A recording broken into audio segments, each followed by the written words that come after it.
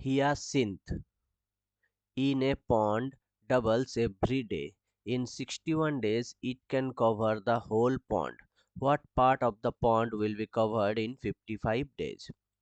বলছে কচুরি পানা প্রতিদিন ডবল হয় 61 ডেজে 61 ডেজে যদি সে ফুল হয় তাহলে 55 ডেজে কত হবে?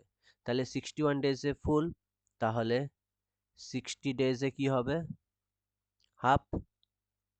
59 ডেজে হবে 1/4। 58 তে হবে 1/8। 57-এ হবে 1/16। 56 ডেজে হবে 1/32। তাহলে 55 ডেজে হবে কত? 1/64। ঠিক আছে, এইভাবে এই ম্যাথটা করতে হয়।